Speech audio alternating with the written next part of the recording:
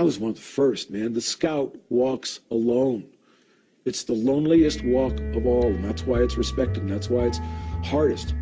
I didn't know this until I met my Indian teacher. That's why the scout's knife is sharp on both edges. This is the scout's knife because it cuts your life to go out into the world of the enemy and see what they are and who they are and how they live and how they operate, and to experience the belly of the beast. You got to bring back a good scouting report. You got to do it with honor. But once you get to the belly of the beast, you have to make your way back to the light.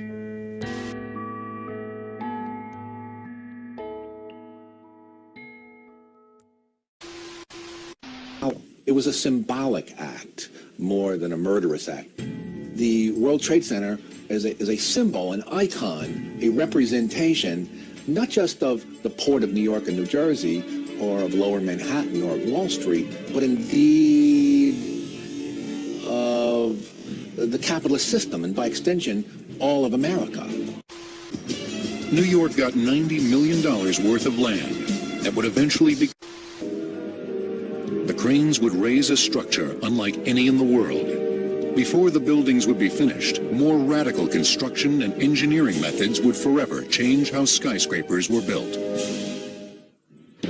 Construction of the Twin Towers began in August 1968. Architect Minoru Yamasaki would move away from conventional techniques with a completely different type of skeleton. The common sense way of understanding the construction of a skyscraper, we think back to our childhood as building it like an erector set. It was a symbolic act more than a murderous act. The World Trade Center is a symbol, an icon, a representation, not just of the port of New York and New Jersey, or of Lower Manhattan, or of Wall Street, but indeed of the capitalist system, and by extension, all of America. It was a symbolic act more than a murderous act. The World Trade Center is a symbol, an icon, a representation, not just of the port of New York and New Jersey, or of Lower Manhattan, or of Wall Street, but indeed of the capitalist system, and by extension, all of America. You have little pieces of steel which you hold together with rivets and grommets, and it's like building a cage. This is the normal way of building a steel skyscraper. It's a cage-like construction. You have vertical members and horizontal members, and you build little boxes, and you pile box upon box upon box, and thus you have a skyscraper. Yamasaki wanted something different. What he decided on was a revolutionary way of constructing high-rises, the exterior skeleton system. What Yamasaki came up with, in conjunction with structural engineers, is to make the skin of the building much stronger so that you wouldn't need internal columns. Ever since the 19th century, skyscrapers have been built with a network of interior supporting columns. Their exterior walls were merely curtain walls that admitted light and kept out the rain. Loads and have the strength to resist the enormous force of lateral winds as well. High-strength steel that had not been available before made this possible. A good analogy, I think, to explain it is the World Trade Center towers are like stalks of celery. The rigidity comes from the outside, not from the inside, and this also accounts for their unique appearance. The building was designed to have a fully loaded 707 crash into it. That was the largest plane at the time. I believe that the building probably could sustain multiple impacts of jetliners because this structure is like the mosquito netting on your screen door, this intense grid, and the jet plane is just a pencil puncturing that screen netting. It really does nothing to the screen netting. To achieve this kind of strength, engineers conduct two comprehensive tests. The first was a boundary layer wind tunnel test. Scale models of the World Trade Center, along with a large section of the city, were put into a wind tunnel. Planners spent hours doing mathematical stress calculations of various wind effects on the building. With the World Trade Center was the first time that for a high-rise building that comprehensive boundary layer wind tunnel studies had been performed. And previous to this, people had studied the effect of wind for aeronautical projects, for use in cars, designing cars, but for buildings that had not been used. 30 years later, that type of testing is standard practice in the structural engineering industry. Airlines Boeing 737-800 was left with a bend in its beak after a bird strike. Luckily for the 125 passengers on board, flying from Istanbul to Nevşehir, the plane landed safely. Damage to the nose area of an airplane is common in most aeronautical impacts, but not fatal to the plane. Birds can strike the nose, wings, or hull without posing a risk to the plane and its passengers. But bird strikes to the engine area are more critical, as the U.S. Airways Flight 1549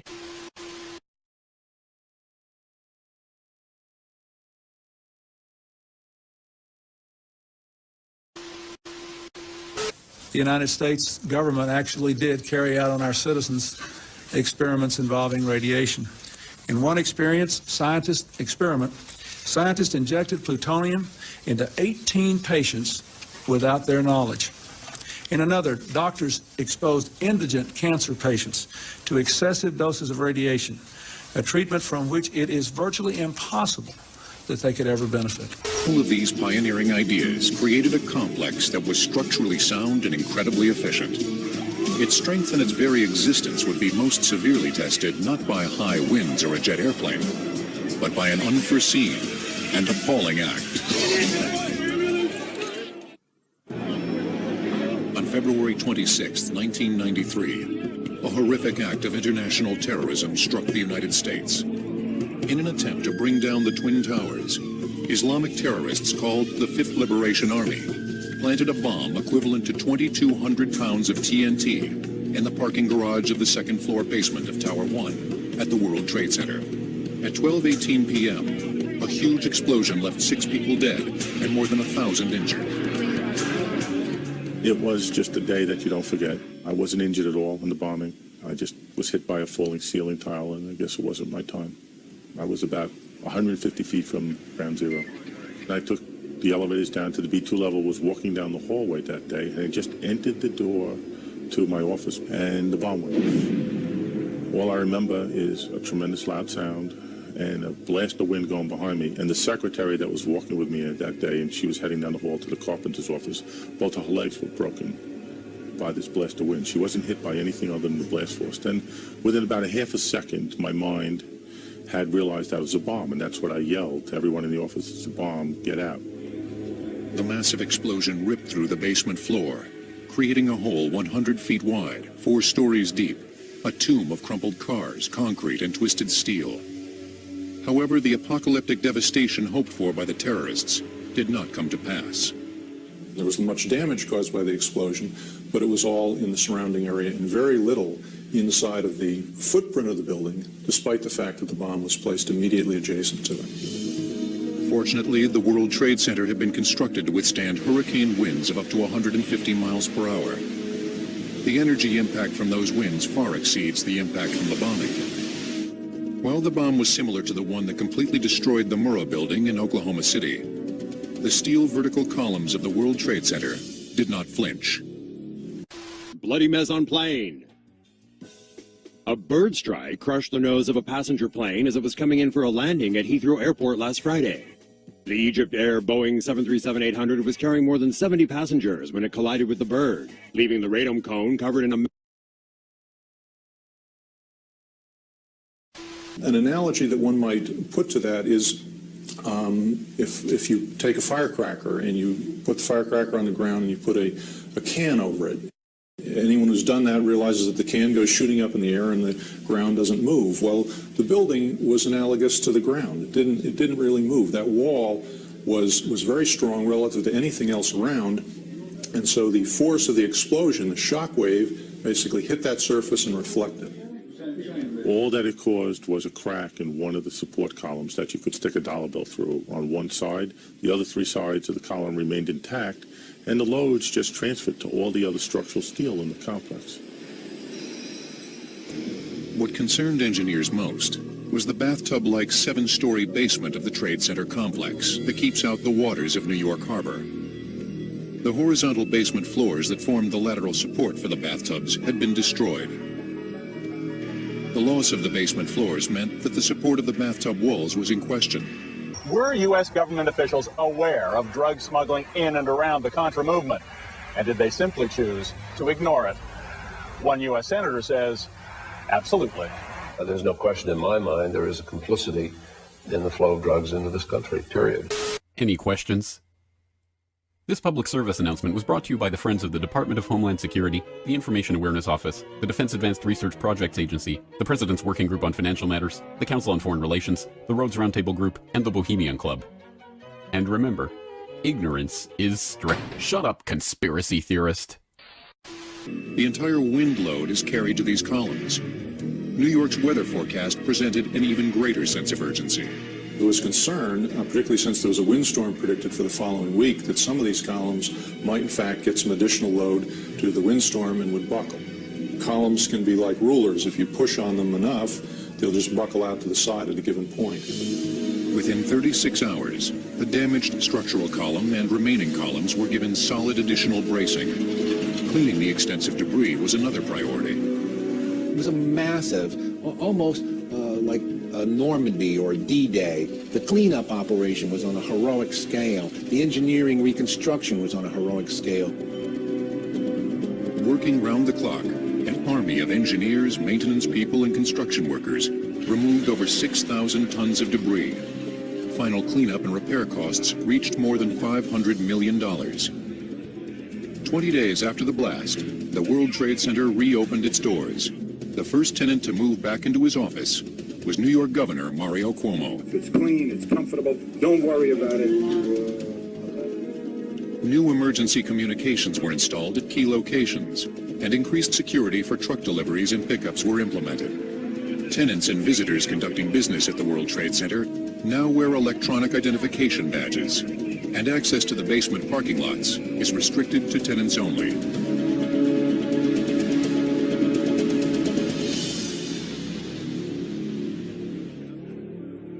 There was a loss of life. Some of my friends were killed in this incident. But it shows the tremendous resiliency and strength of these two towers, that such a significant event resulted in what was amazingly not that much property damage, and what could have been a real tragedy, only 6 people were killed here, rather than the tens of thousands that the terrorists wanted to kill. It was a symbolic act more than a murderous act. The World Trade Center is a symbol, an icon, a representation, not just of the port of New York and New Jersey, or of Lower Manhattan, or of Wall Street, but indeed of the capitalist system, and by extension, all of America. A person, a group, a movement, an institution, a nation, etc. So this law essentially funds U.S. propaganda. But isn't that illegal? It was. But no, not anymore, because 3 years ago, wrapped inside the 2013 NDAA, was an amendment that removed the ban on the U.S. government creating propaganda and then showing it to U.S. citizens. That ban, by the way, had been in place since 1948. The 2013 amendment struck down a ban on domestic dissemination of propaganda material produced by the State Department and the Independent Broadcasting Board of Governors. It neutralized the Smith-Mundt Act of 1948 and the Foreign Relations Authorization Act in 1987 that had been passed to protect U.S. audiences from our own government's misinformation campaigns. And in 2013, when that bill was passed, most media said, oh, don't worry, the U.S. government will never actually create propaganda. Well, now they've created a mechanism to fund it. So what you need to know is the politicians claiming we need to fund U.S. government propaganda to protect the public from the Russians and from the Chinese. But there's a reason it was illegal for over 60 years for our government to propagandize the public, to protect the public from our own government. Reality check. Right now, 2 out of every 3 Americans in the latest polls say they have little to no trust in mainstream American media, because 2/3 of Americans already believe that they're not getting the truth. That number will likely only get worse with the legalized American government propaganda. I spent the last 2 hours putting the burial arrangements for my daughter's funeral, who's 14. President Trump, please do something. Do something! Action! We need it now! These kids need safety now! There is speculation the Russians may be fueling the conspiracy theory to spread discord in America. The intelligence community has been very clear that Russia continues to try to exploit divisions in the U.S. and try to turn us against one another. My father is a retired FBI agent. I'm not working with him or anybody else on this. I'm speaking from my heart. I was a witness to this. I'm not a crisis actor. I'm not a crisis actor. I mean, let's remember here, the people we are fighting today, we funded 20 years ago. I will tell you, Director Deutsch, as a former Los Angeles police narcotics detective, that the agency has dealt drugs throughout this country for a long time. If there is any conference which required transparency, which required democratic accountability, it is the Bilderberg Conference. Let us never tolerate outrageous conspiracy theories concerning the attacks of September the 11th.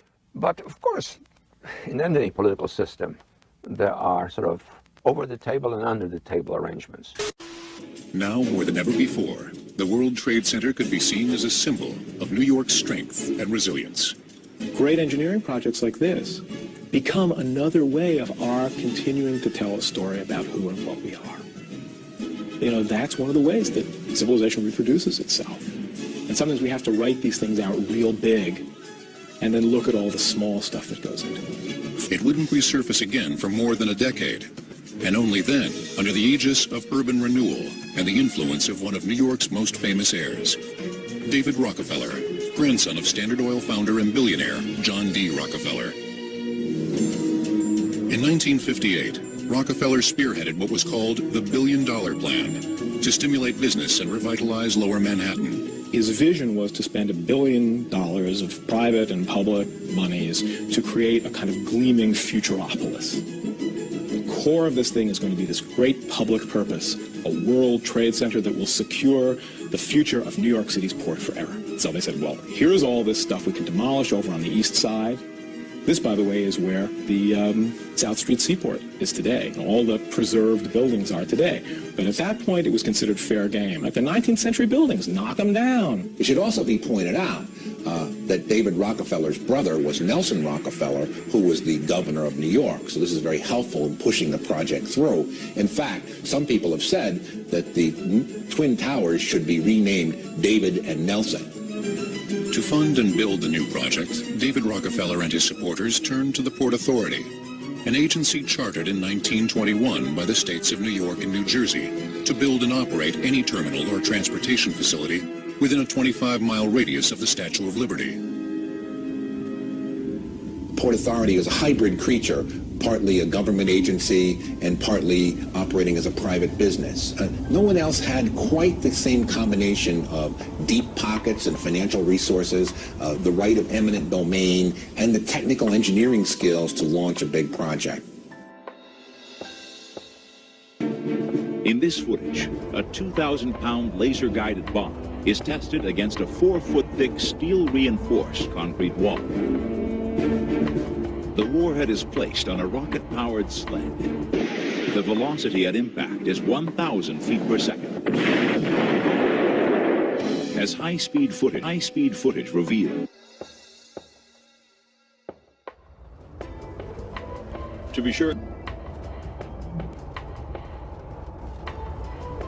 There's no trial here. There's no judicial determination. It's some bureaucrat or team of bureaucrats that says, we have determined that that guy is guilty of terrorism, therefore we have a right to kill him. The person has been charged with, and they have all of the, not charged with, not indicted. And he signs a death warrant. He signs a death warrant. Yes, our president has a hit list of American citizens like you targeted for assassination. And there are indications that the list of Americans targeted for assassination is growing. Well, we all know that their definition of terrorism in every government, every dictatorial regime, inevitably starts going to the area of people who criticize what the government's doing. I have two words for you: predator drones. Arguing against it, arguing against the immorality. Ultimately, they start seeing those people as the enemy, people that need to be taken out. I mean, this power is the power that the Chinese communists wield, that the Soviet communists wielded, that they wield in Burma, North Korea. That's now a core feature of the U.S. government. The State Department, we get a lot of advice from the council, so this will mean I won't have as far to go to be told what we should be doing and how we should think about the future. Perhaps the saddest part of all is that once the people whose plight was exploited for the war propaganda have been used, abused, chewed up, and spit out by the war machine, they are completely forgotten about. How many of those same flag-waving propaganda repeaters that pretended to care about the Libyan people, for example, even know what is happening in the country now that the NATO bombs have stopped raining down and the corporate media is telling us to look elsewhere? We filmed from our hotel balcony as two rival militia clashed. It turned into the worst fighting since the overthrow of Colonel Gaddafi. Libya's weak government has no control. The men with guns are a law unto themselves. The brigades who spearheaded the Libyan revolution now threaten to destroy it. The simple truth is that the people who fight and die in these bloody wars of aggression are never the ones who benefit from the slaughter. For this reason, the combined resources of the State Department, the corporate media, and countless foundation-funded NGOs are required to sell these lies to an increasingly skeptical public. But now we stand at a crossroads of history, with the public, perhaps for the first time, able to instantly research and expose the propagandistic claims of the ruling establishment almost as soon as they are made. In some ways, the public is better positioned than ever to abandon that 19th century world of war pretexts that Kerry was referring to. Perhaps we can start by consigning politicians like Kerry, and all the other liars who have enabled countless slaughter, warfare, and bloodshed throughout the years, to the dustbin of history by simply refusing to believe their transparent lies.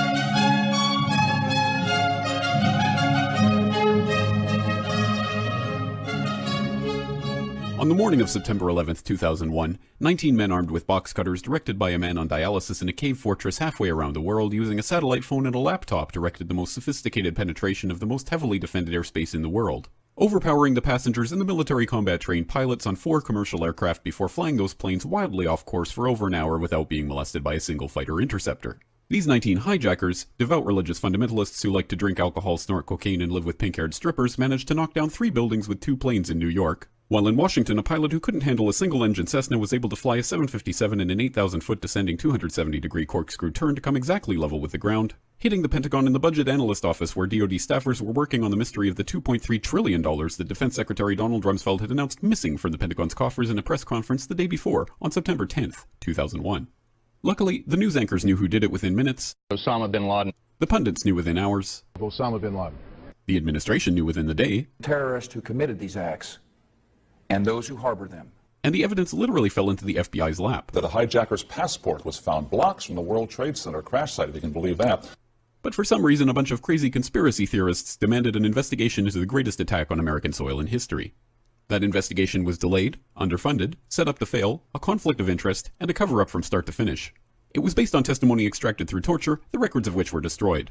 It failed to mention the existence of WTC-7, Able Danger, P-TECH, Sibel Edmonds, OBL and the CIA, and the drills of hijacked aircraft being flown into buildings that were being simulated at the precise same time that those events were actually happening. It was lied to by the Pentagon, the CIA, the Bush administration, and as for Bush and Cheney, well, no one knows what they told it because they testified in secret, off the record, not under oath, and behind closed doors. It didn't bother to look at who funded the attacks because that question is ultimately of little practical significance. Still, the 9/11 Commission did brilliantly answering all of the questions the public had, except most of the victims' family members' questions, and pinned blame on all the people responsible, although no one so much as lost their job, determining the attacks were failure of imagination. Because nobody in our government, at least, and I don't think the prior government that could envision flying airplanes into buildings. Except the Pentagon, FEMA, NORAD, and the NRO.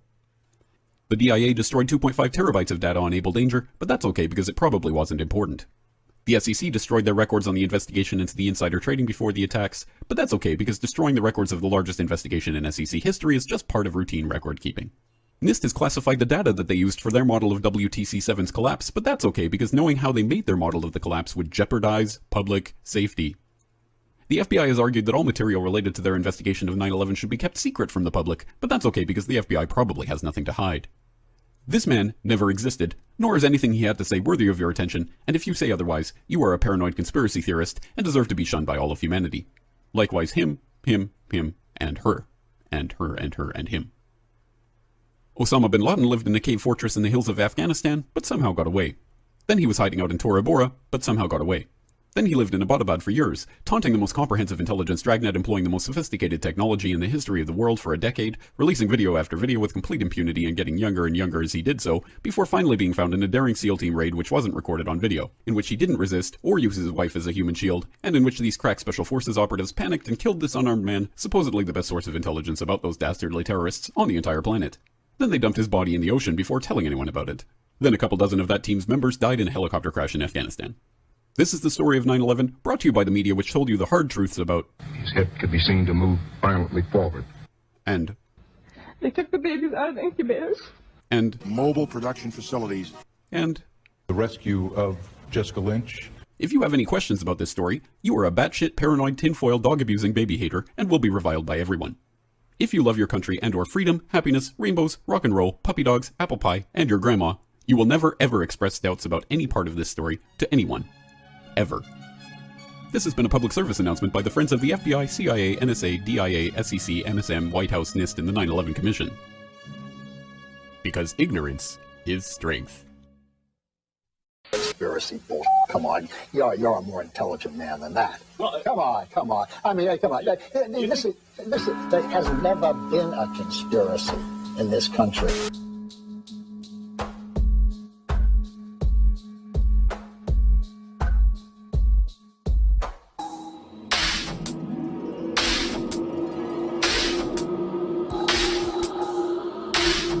There it is. The plane went right through the other tower.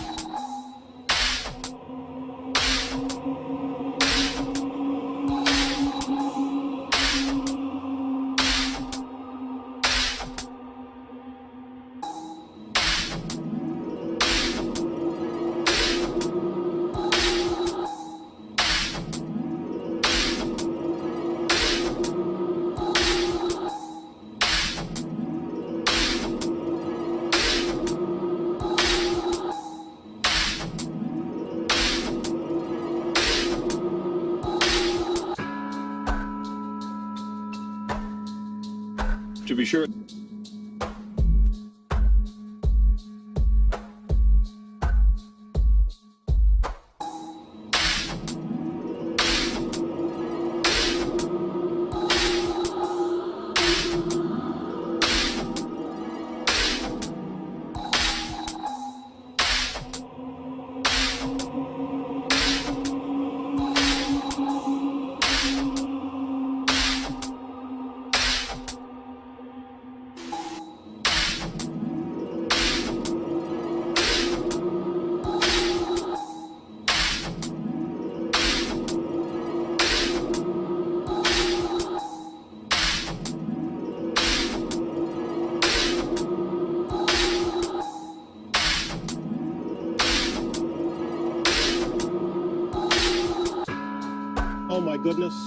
Oh my goodness. We're looking at a live picture from Washington, and there is smoke pouring out of the Pentagon. It would appear that there has been another major explosion, this one in the nation's capital. This is coming at 9:43 Eastern Time. The president right now is on his way back from Florida. We've gone there for an educational event. In a brief remarks, he said this was an apparent terrorist attack on our country. We do have a couple of reports. You were worried, especially when I was standing in front of the Pentagon that night, seeing one of our fortresses pried open by a missile airplane. Thinking about the number of people that probably died on the plane by a missile airplane. Director, can you clarify us, please, on what you've been able to verify and document concerning the flight path of 77 into the Pentagon? Did it go over Washington, D.C. first? 7 into the Pentagon. Did it go over Washington, D.C. first?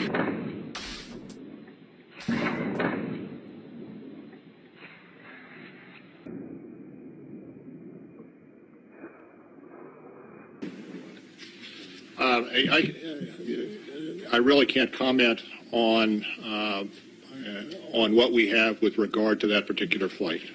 Is that national origin of some, if not all, of the hijackers? What can you say at this point about the national origin? I'm not prepared to comment on that. high-speed footage reveals the LGB's time-delayed fuse detonates the warhead 60 milliseconds after impact. Delayed fuse detonates the warhead 60 milliseconds after impact.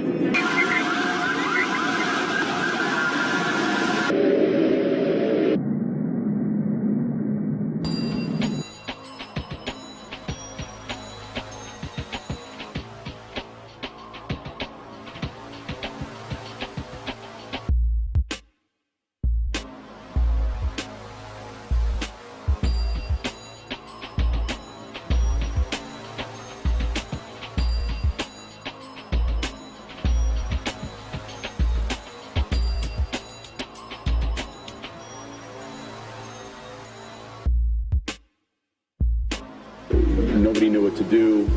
There was no clear thinking. People were just reacting to kind of save themselves. And this is subsequently, you're in the same location when the building comes down. I had been taken downstairs by Port Authority police who knew that I had this videotape. And we were moving actually to go back to the Trinity Church to make them a dub of the tape in a format that they could use on a VHS tape.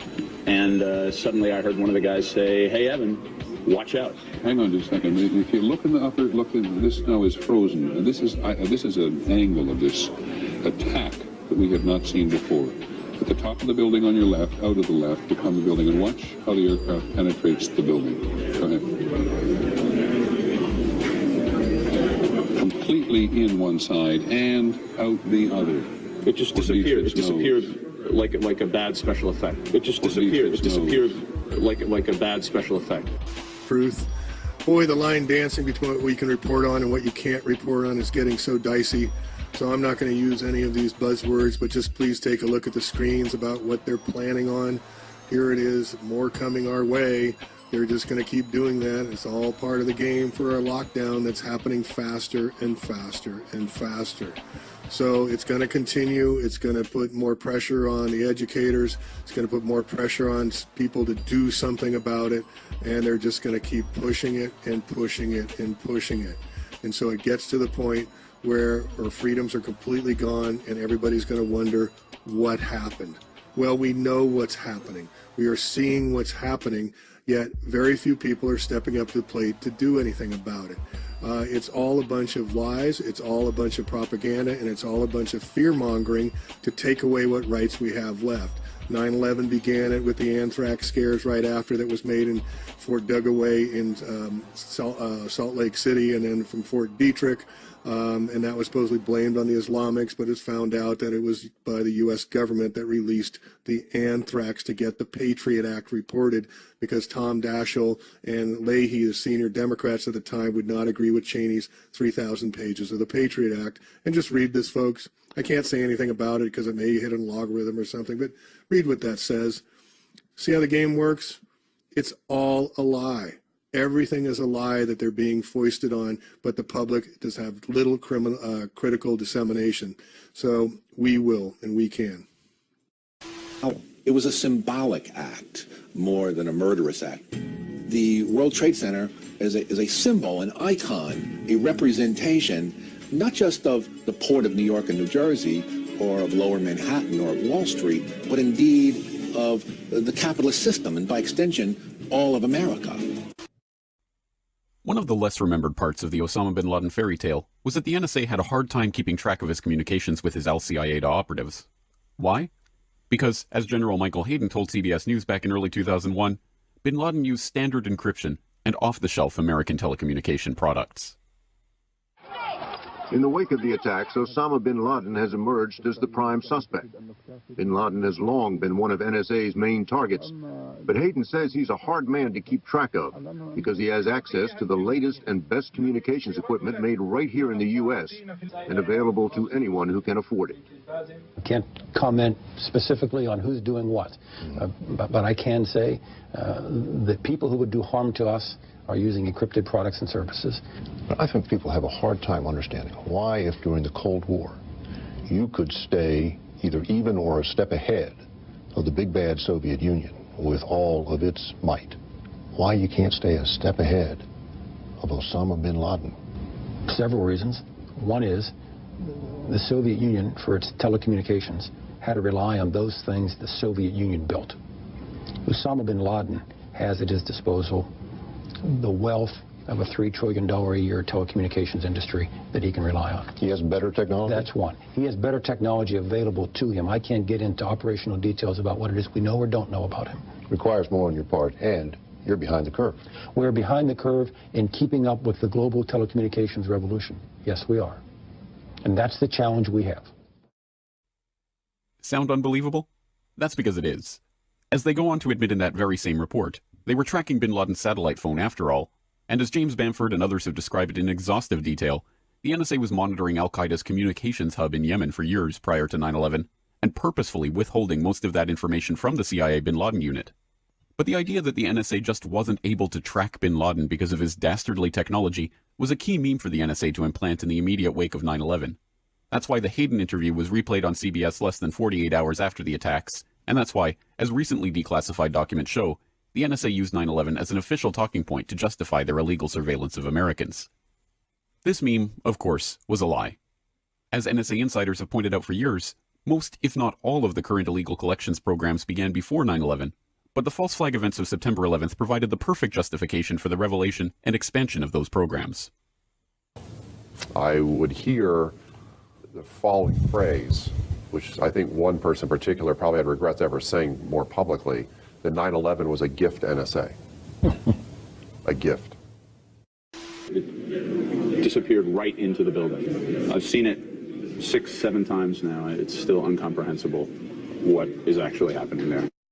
In 1998, they debuted the First and 10 line on ESPN. Until now, this marker was the only reference fans in the stadium and at home watching on TV had for the first down. The key challenge in making the yellow line is that the scene is constantly changing, which means that the yellow line has to constantly change. Not only are there 3 different cameras used for wide shots of the field, each camera pans, tilts, and zooms to follow the action. So the first thing Sport Vision does before the game is create a 3D mathematical model of each football field using laser surveying tools. And during the game, they gather data from the cameras about their pan, tilt, and zoom positions for every single frame.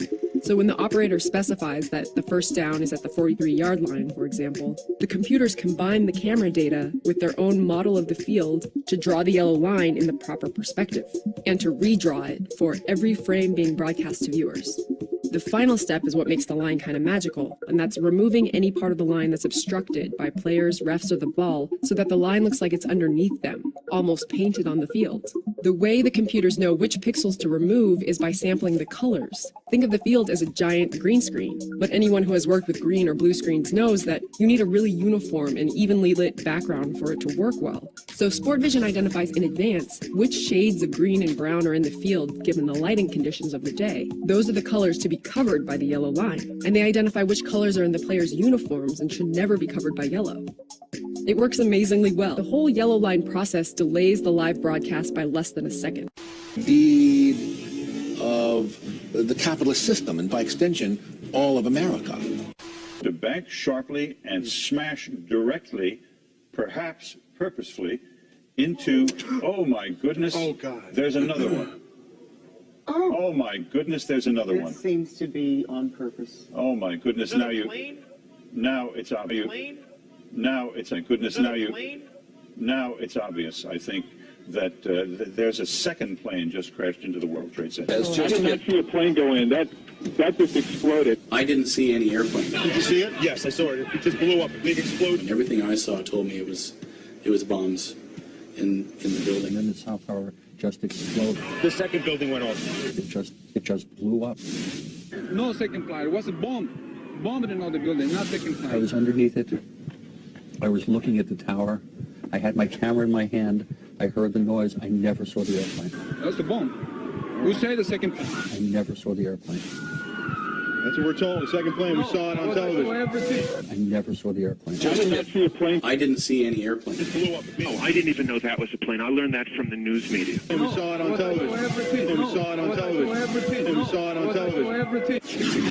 So far, 22,000 tons of material have been brought from the Ground Zero Center behind me and out to Staten Island to the Fresh Kills dump, where it's all being examined. And one of the major developments that occurred overnight is that the officials found a passport belonging to one of the terrorists. That was apparently found a couple of blocks away, because when one of the planes, or the first plane, slammed into the tower, you could see it on the video, in fact, debris flew out the other end. There's a belief that some of the cockpit just kept on going, and with that velocity went right through the building. Sources here on the ground had told me that they even found some body parts in the cockpit area. They believe that it is one of the terrorist bodies from the cockpit, because the clothing does not match clothing of airline pilots. And then there's evidence of the things being collected from the World Trade Center on the ground, and you don't accept that again, do you? His passport. Do you accept that? They are finding the passport beneath the towers before the collapse. So you think that the hijacker, flying at 960 miles per hour, tells his co-pilot a few seconds before impact, I just have to pull out my passport. He's rolling down the window, throwing out the passport, and it is accidentally just found on the sidewalks. Is that the story you accept? Or do you think that the passport survived the blast of the jet fuel and flew out through the flames and landed on the sidewalks? This is what you believe? Are you serious? Yes. You are? Okay. I think, well, that's the official account. Is that not the official account? Well, if you accept the official account, we disagree. I beg to differ. But so the point is if evidence is presented to you.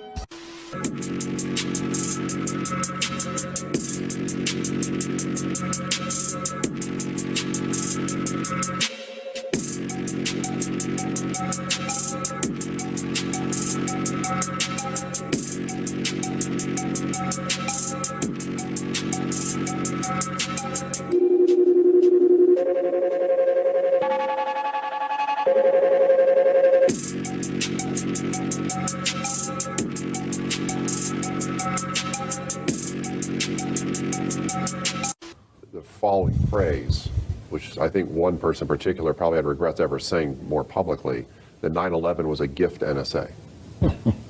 A gift. Now, over a decade later, that meme is paying off. Just 2 weeks after a federal district court judge ruled the NSA's collection of telephone metadata unconstitutional, a different district court judge ruled it constitutional. In his particularly florid ruling, U.S. District Court Judge William Pauley wrote, "The September 11th terrorist attacks revealed, in the starkest terms, just how dangerous and interconnected the world is. While Americans depended on technology for the convenience of modernity, Al-Qaeda plotted in a 7th century milieu to use that technology against us. It was a bold jujitsu, and it succeeded because conventional intelligence gathering could not detect diffuse filaments connecting Al-Qaeda." No matter if it bears any resemblance to reality, the meme has been planted and the courts are going along with it. It is now official lore that the NSA needs to spy on everyone's phone metadata to prevent the next 9/11 from taking place. Of course, that's not the only lie in this story. The even bigger lie that is being propounded now is that the national conversation and the court cases are still revolving around the false notion that NSA phone spying is somehow limited to metadata, as if all the NSA is collecting are lists of phone numbers and call durations. We have suspected for years that phone calls were being recorded and stored wholesale, but that was actually confirmed by Tim Clemente, a former FBI counterterrorism agent who casually let it slip on Aaron Burnett's CNN program in May that U.S. intelligence agencies have access to complete phone conversations whenever they want in the name of national security. Now, obviously it was a voicemail. They could try to get the phone companies to give that up at this point. But if it's not a voicemail, it's just a conversation. There's no way they actually can find out what happened, right? Unless she tells them. No, there is a way. We certainly have ways in national security investigations to find out exactly what was said in that conversation. It's not necessarily something that the FBI is going to want to present in court, but it may help lead the investigation and or lead the questioning of her. So somewhere we can it's certainly being find that out. digitized, or they can actually get that. Because people were saying, look, that wouldn't be possible. It's pretty incredible what you're saying. No, welcome to America. All of that stuff is being captured as we speak, whether we know it or like it or not. Although this caused a buzz at the time and was picked up by numerous publications, it was soon covered over by the Snowden story, which once again focused people's attention on metadata. One person who did not gloss over it, however, was Russ Tice. He is a former NSA employee who became a whistleblower almost a decade ago as one of the sources for the initial New York Times story exposing the illegal NSA wiretapping program. When he heard Clemente's interview, he immediately contacted his ex-NSA friends and discussed whether the NSA was already recording every phone conversation they could intercept and storing them at their new Utah data center. The ex-NSA gathering's consensus? This was exactly what the NSA was doing. As a result, Tice decided to go further than ever before about what he knew regarding illegal NSA activities.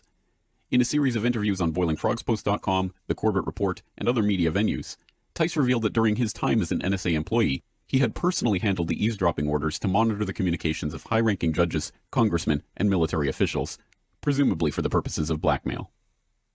Initially what I saw was they were targeting news organizations, they were targeting U.S. companies that did international business, they were looking at financial institutions, but they were also going after the State Department and Secretary of State Colin Powell at the time, and they were going after high-ranking military generals, and that was just with my space capabilities that I saw.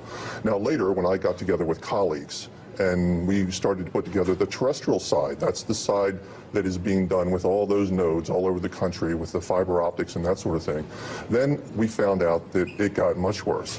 Because, and this was just the phone that we were looking at, but it was also being done at the email level, but that wasn't the information I was getting. The information I was seeing were phone numbers that were being plugged into a system that was going after people's phone numbers and associated numbers, and a lot of numbers I wasn't even sure, but they went after law firms and lawyers.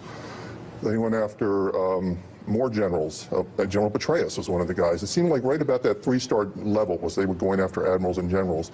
They went after the Supreme Court, of which I held Judge Alito's paperwork in my hand, numbers associated with Judge Alito that someone had put into the system that NSA used to spy on Judge Alito. And let's just break this down a little bit, because these are explosive allegations right now that I have not heard anyone talk about before, that there are actually orders that you personally saw in your hands to wiretap Judge Alito, high-ranking intelligence officers, David Petraeus, Barack Obama.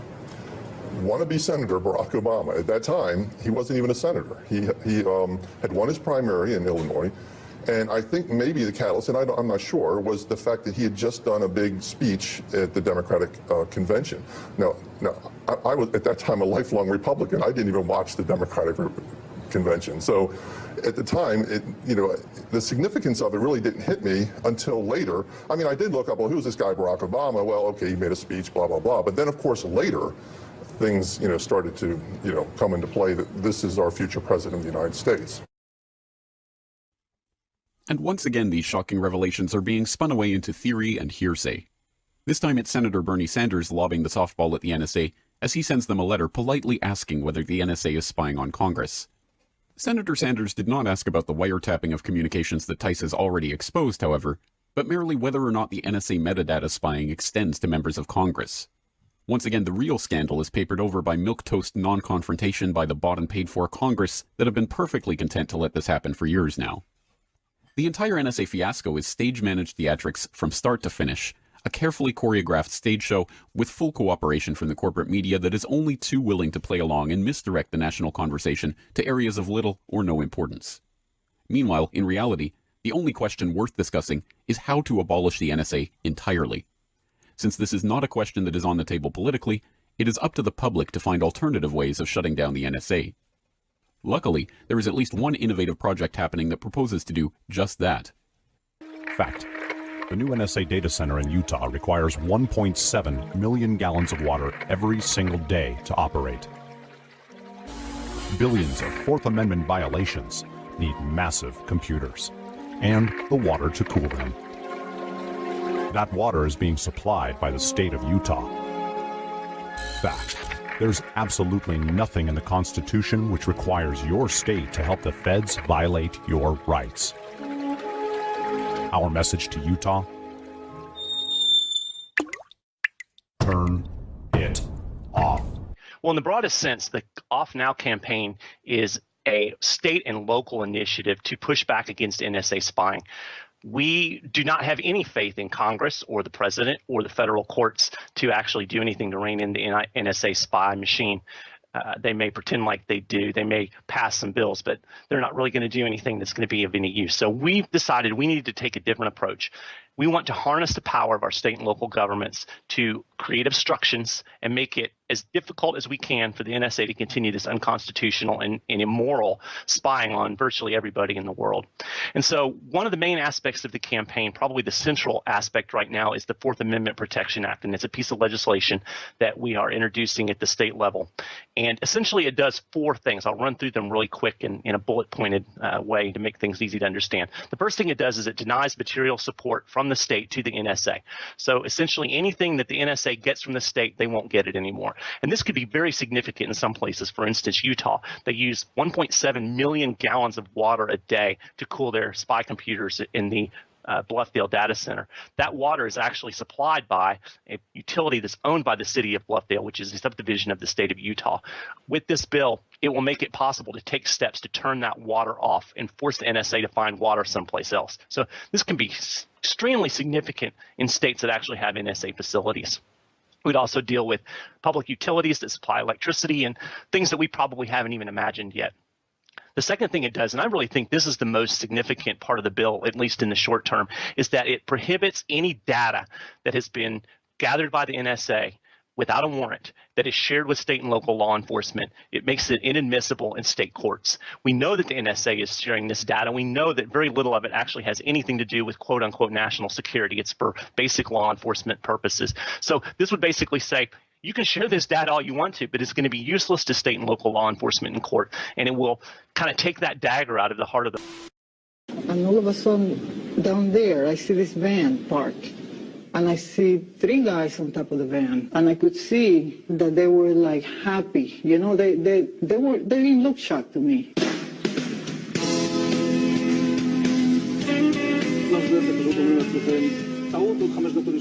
And at that point, we were taken for another round of questioning, this time related to our allegedly being members of Mossad. The fact of the matter is, we are coming from a country that experiences terror daily. Our purpose was to document the event. Our purpose was to document the event. Building's going to collapse. Nothing information. Okay. Hey, Israel did 9/11, all right? 9/11, the worst terrorist attack in our history, was planned and directed from Afghanistan. They're thinking about bringing the building down. They didn't say what building, they just said bringing a building down. Last few seconds, he took his hand off, and you heard 3, 2, 1, and he was just saying, just run for your life, just run for your life. And then it was like another 2, 3 seconds, you heard explosions. Like, boom! Oh, you want to call your mother or something?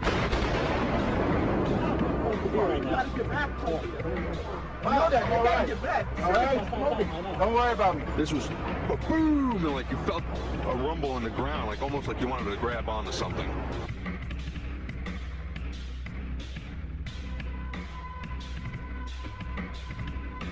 He said, after the recent attacks which the U.S. has witnessed, the U.S. government ventured to point fingers at me, accused me of involvement. The U.S. government has consistently blamed me for being behind every occasion its enemies attack it. I would like to assure the world that I did not plan the recent attacks, which seems to have been planned by people for personal reasons. On infiltration instead of invasion, on subversion instead of elections, on intimidation instead of free choice, on guerrillas by night instead of armies by day. It is a system which has conscripted vast human and material resources into the building of a tightly knit, highly efficient machine that combines military, diplomatic, intelligence, economic, scientific, and political operations. Its preparations are concealed, not published. Its mistakes are buried, not headlined. Its dissenters are silenced, not praised.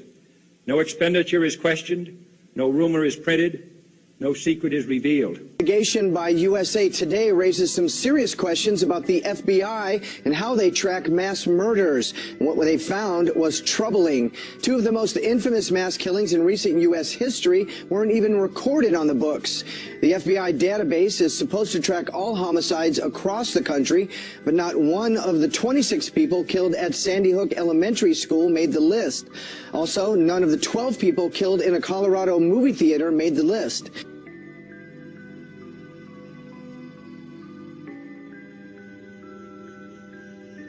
unexpectedly killed in the 2012 event were spotted alive and well at the 2013 Super Bowl.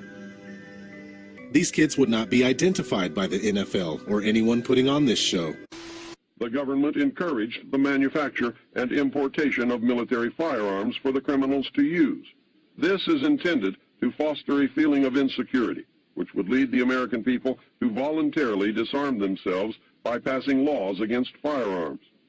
Using drugs and hypnosis on mental patients in a process called Orion, the CIA inculcated the desire in these people to open fire on schoolyards and thus inflame the anti-gun lobby. This plan is well underway and so far is working perfectly. The middle class is begging the government to do away with the Second Amendment.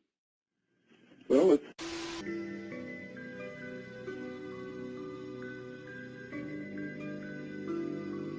Obviously.com. It's a company that specializes in staged crisis events. Let's look at the About section. Our specially trained professional role-play actors and internationally accredited film crews bring realistic, informed crisis management and disaster incidents to life. We are able to use crisis events. We rehearse and deliver highly credible, immersive crisis events which we can film and supply as interactive training tools. Let's scroll down here. These are some of the main positions that run the show. Emergency Services Advisor, Behavioral Psychologist, Production Manager, Cohort Wrangler, aka The Handler. So come on over to this website and have a look around. It has everything you need for a staged event like we're witnessing in Orlando. I'm not saying this is the company, but it's a company just like it, guaranteed. Let's go back to the Home tab and scroll down. Clients and Associates. What's this? G4S? Isn't that the company Omar Mateen works for? Oh yeah, it is. So now we have a huge connection to a crisis acting company. These things are out there, people. Look, here's another one. Flashpoint reality-based training. And another, Magnum Services, Casualty Simulation Specialists. Look at that logo. So yeah, another piece of the puzzle. This whole thing has just been ripped apart. 100% fake bullshit. Do not fall for this. This is exactly what they want. For you to be upset, sad, and in fear. I'm trying to help you. Call me retarded all you want. It doesn't affect me. Just wake up already. Before I get out of here, let's look at this article online that confirms that Omar Mateen is also an actor. Minutes after the fourth plane had crashed in Pennsylvania, news was already circulating that several passengers had made calls with their cell phones from the hijacked airplanes. We are being hijacked. We are being hijacked. Those frightening words were uttered by a passenger aboard United Flight 93 who was able to call emergency personnel on his cell phone. Japanese television decided to take matters into their own hands. In 2003, they conducted an on-camera experiment near Ontario, Canada, to verify the actual reach of cell phones from different altitudes. The cellular phone system used in the experiment in Canada is the one used in the United States. 3 cell phones, each from different telephone companies, were used. And when the aircraft rose to 6,000 feet, Company A's phone also became useless. At 8,000 feet, none of the 3 cell phones worked anymore. No service on A, no service on B, no service on C. In other words, at an altitude of 35,000 feet, cell phones would have been totally useless. Waking up out of her sleep, and she just saying, "Babe, listen." And I'm like, "I'm listening." And she said, "My plane has been hijacked." And I said, "Stop playing," because I'm just waking up. You thinking that she's, but she ain't never. She said, "I never played with you like that." She said, "Listen to me. And I heard the fear in her voice. I heard the fear. I heard the desperation in her voice to get out what she had to say. So at that point, I stopped. I said, "Okay, well, let's pray." So we prayed, and then she told me that, she said, "Well, we're getting ready to go to the cockpit," and I'm like, I'm trying to figure out what she's saying. And I hear people in the background screaming, and I hear some bamming, and she said, "Okay, it's getting ready to happen. It's getting ready to happen." And then we got disconnected. And then that was the last I spoke to her. Then once the phone got disconnected, then I sat up in the bed because I did all this laying down. I sat up in the bed like.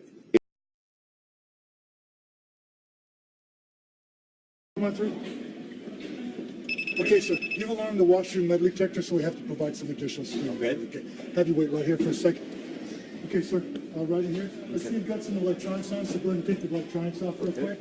We're going to get those items run through the X-ray in just a minute, okay?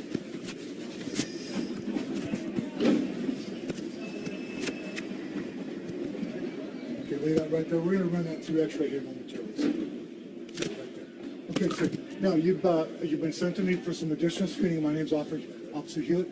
I'm going to provide a pat down for you, okay, using the front of my hands, on the closed parts of your body. When I come to a sensitive hand like the buttocks, I'll be using the back of my hands like that. When I come to the sensitive area in the front, the groin area, I'll be going down in a motion like that, and then across like that, this way. When it comes to the legs, I'm going to place one hand on your hip, one on your inner upper thigh, go up till I meet resistance, and then go down. I'll be doing that 2 times in the back, 2 times in the front. I see you got your belt on. Go ahead and take your belt off for me, and we're going to have you take your shoes off too, sir.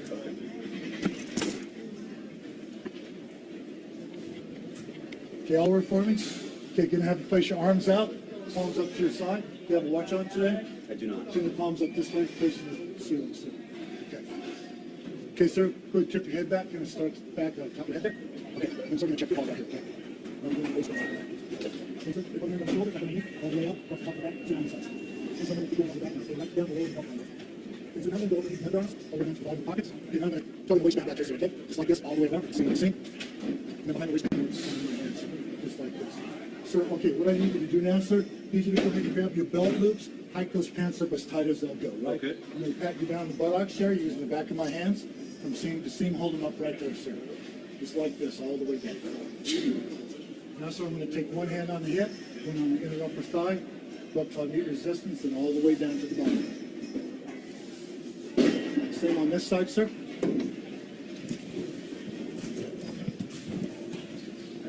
Okay, sir. When her dad objected to the pat-down, listen to what a TSA agent told him. Guess what? We don't live in a make-sense world. Reaction is mixed. You have young daughters. I mean, how would you feel if you saw that? You know what? I think I would be okay with it because I'd rather it be err on the side of caution. If it's to protect our kids, I'm all for it.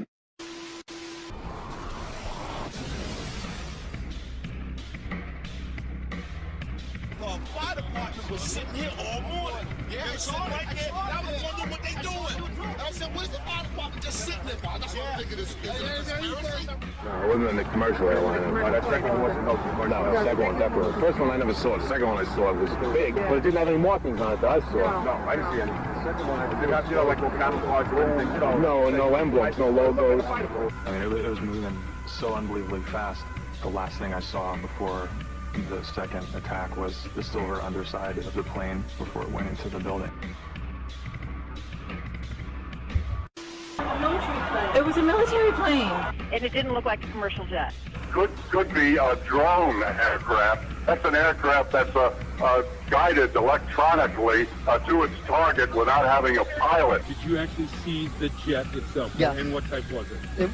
It was gray, to be honest with you. It was gray. It was like a 737. They thought it was a fighter jet coming in to cover the city.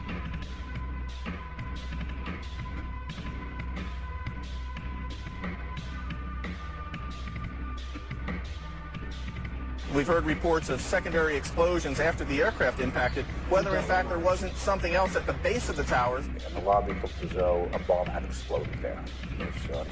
All the glass was taken out. There were 10-foot by 10-foot marble panels that were once walls. Several people with their hair singed, skin hanging off. And at that time, we heard a huge explosion. What I feared, I never in a million years feared those buildings coming down. Never. I did fear secondary explosion, or possibly a second plane. 30th floor. We hear another explosion.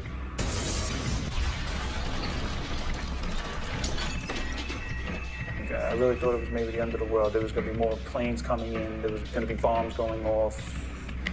I didn't know, to what degree they really just had us surrounded. From World Trade Center, we took a hit on that last explosion. The man supposed to be evacuated this time. He's dead? It exploded and all exploded all in. The fire department captain? Okay. There's no pulse, nothing. The third explosion, the whole lobby collapsed on us. What was it like? What was it like? Horrible. It's horrible. You don't want to know. The whole building just collapsed on us inside the lobby. Is that a secondary explosion? Yes, it was. That was the Yeah, definitely secondary explosion. Because we was inside waiting to go upstairs, and on the way upstairs, the whole fucking plane blew, and we just collapsed on everybody inside the lobby. Similar to the first tower coming down, secondary. I don't know about the first one, but I know the second was terrible. Then there was a third one too after that one. You're in the building trying to help people, and it's exploding on the inside the building. So I don't think we get any worse than this. big boom. Come down the steps, everything fine till we got to the basement, and then everything just fell in. I got trapped under there with another guy, crawled out, kept getting hit in the head, had bags sold around, finally we fought our way out over the rubble. Yeah. Come on down. You did all right. All right, where to be, Tom? Let's go.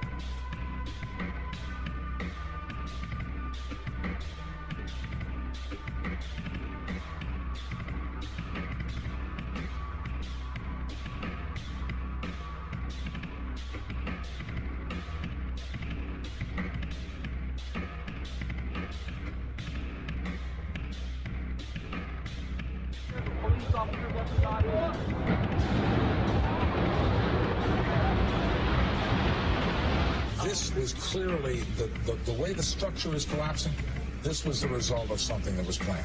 This is not, it's not accidental that the first tower just happened to collapse and then the second tower just happened to collapse in exactly the same way.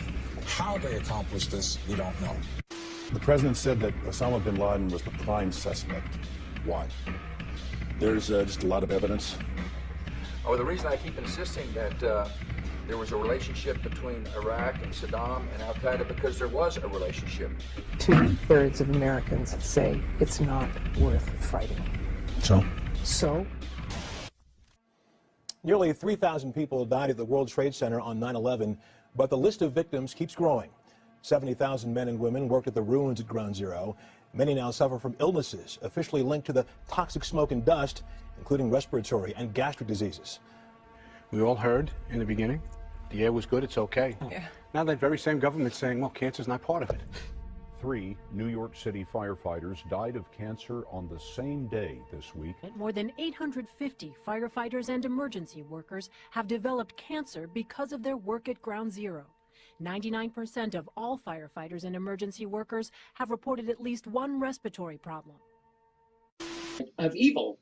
You know, when you think about, okay, there's a war going on, it is a spiritual war, and it is good versus evil. But those who are leaving these shit-ass comments are part of the evil. And the good who do nothing, sorry, you're on the evil side. Because all it takes for evil to flourish is for an awful lot of good people to sit around and do nothing.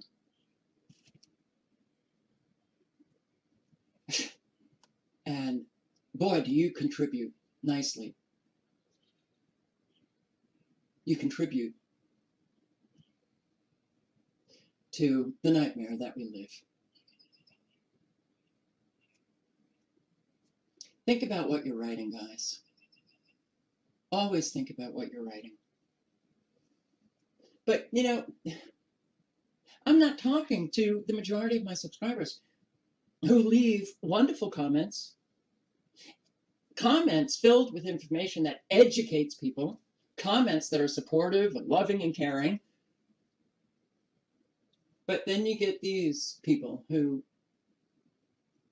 you begin to, and also, if you don't post videos, then you don't realize how many comments you get from, you know, this crowd of, they consider themselves awake. But when you see this over and over and over again, you realize what we're up against. You realize that these people destroy trust. They have no clue what they're saying. That what? I don't even know how it is I'm a shill from that video that I posted in another emergency alert, and how it is that I could be a Russian agent because I posted that video. And clearly, she's pointing to North America. Okay.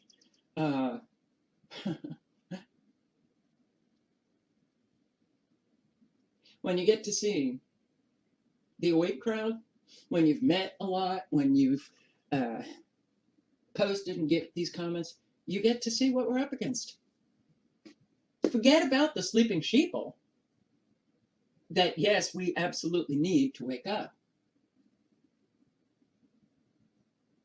But we don't even have a healthy awake crowd.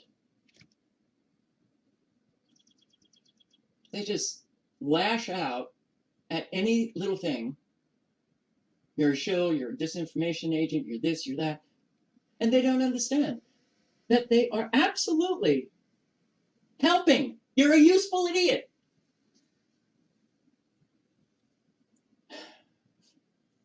Yeah. Yeah, you get really tired. You get really tired. The Iraqi regime has plotted to develop anthrax and nerve gas and nuclear weapons for over a decade.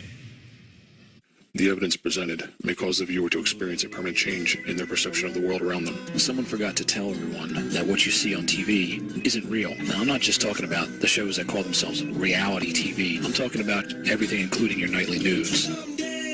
We gonna rise up on that wheel, you know. Someday we gonna dance with those lions. Someday we gonna break free from these chains and keep on flying.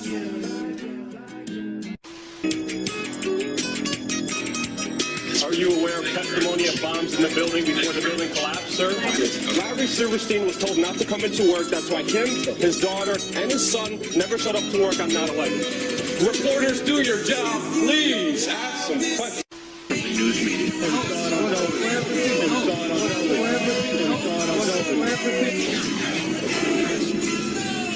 I said, we're going to war with Iraq. Why? He said, I don't know.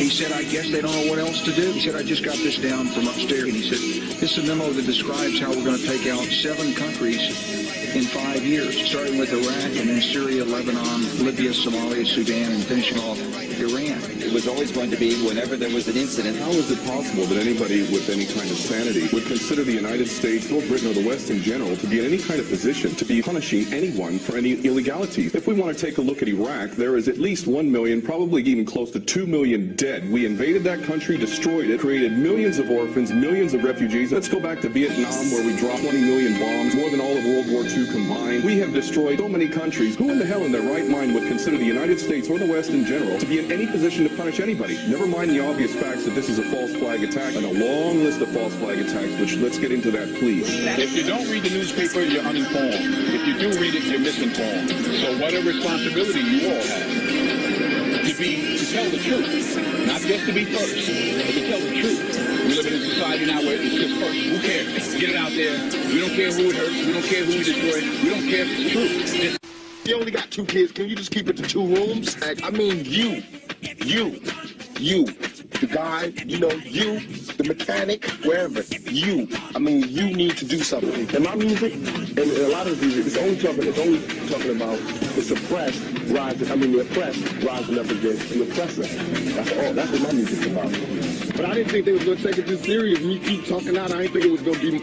What's going down with the industry, dog? The industry is full of a bunch of dick-sucking, dick-riding, bending over the desk ass niggas, straight up like that. Our society is run by insane people. If anybody can put on paper what our government and the American government, etc., and the Russian, Chinese, what they are actually trying to do. But there's a reason. There's a reason. There's a reason for this. There's a reason education sucks. And it's the same reason that it will never, ever, ever be fixed. It's never going to get any better. Don't look for it. Be happy with what you got. Because the owners of this country don't want that. I'm talking about the real owners now. The big, wealthy business interests that control things and make all the important decisions. Forget the politicians. Politicians are put there to give you the idea that you have freedom of choice. You don't. You have no choice. You have owners. They own you. They own everything. They own all the important land. They own and control the corporations. They've long since bought and paid for the Senate, the Congress, the state houses, the city halls. They got the judges in their back pockets. And they own all the big media companies, so they control just about all of the news and information you get to hear. They got you by the balls. They spend billions of dollars every year lobbying to get what they want. Well, we know what they want. They want more for themselves and less for everybody else. But I'll tell you what they don't want. They don't want a population of citizens capable of critical thinking. They don't want well-informed, well-educated people capable of critical thinking. They're not interested in that. That doesn't help them. That's against their interest. That's right. You know something? They don't want people who are smart enough to sit around the kitchen table and figure out how badly they're getting fucked by a system that threw them overboard 30 fucking years ago. They don't want that. You know what they want? They want obedient workers. Obedient workers. People who are just smart enough to run the machines and do the paperwork and just dumb enough to passively accept all these increasingly shittier jobs with the lower pay, the longer hours, the reduced benefits, the end of overtime, and the vanishing pension that disappears the minute you go to collect it. And now they're coming for your Social Security money. They want your fucking retirement money. They want it back, so they can give it to their criminal friends on Wall Street. And you know something? They'll get it. They'll get it all from you sooner or later, because they own this fucking place. It's a big club, and you ain't in it. We got into the habit of buying junk foods that have no actual food in them. We buy gallons of poisonous household cleaners when one degradable soft soap will do.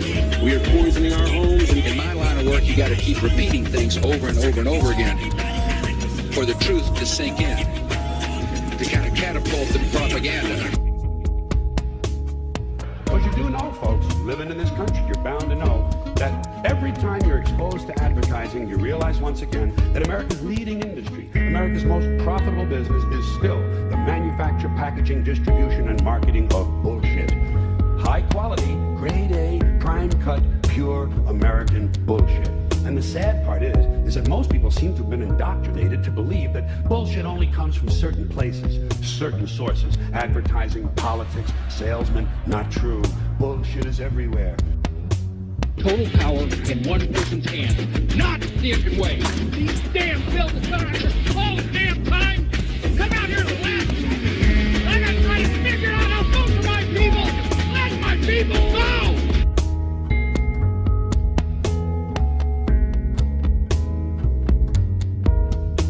Bullshit is rampant. Parents are full of shit. Teachers are full of shit. Clergymen are full of shit. And law enforcement people are full of shit. This entire country is I went to this huge epiphany in 2012. This was right as all this crisis happened, when I gave up Collapse Now.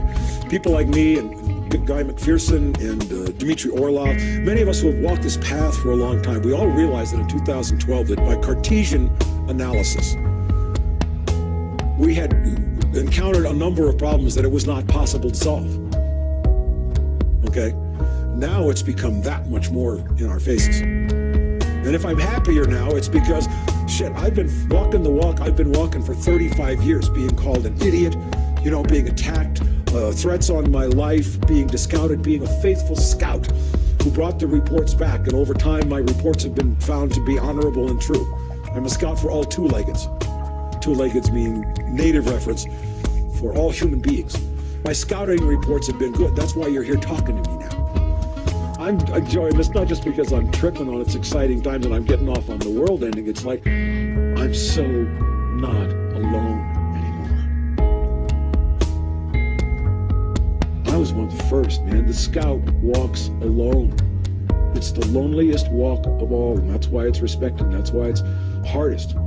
I didn't know this until I met my Indian teacher. That's why the scout's knife is sharp on both edges.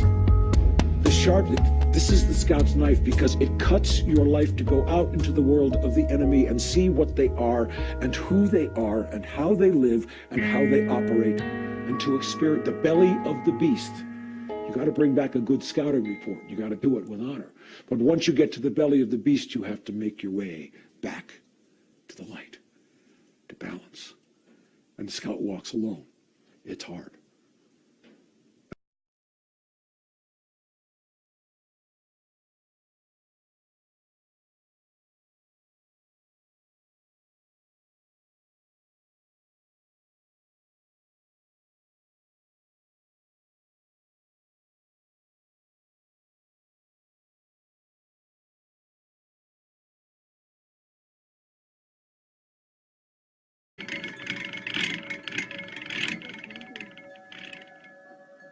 Am I beautiful, Desiree? You have to tell me. But yeah, Kit Carson's probably 4 or 5 miles away, as the crow flies, as the eagle flies.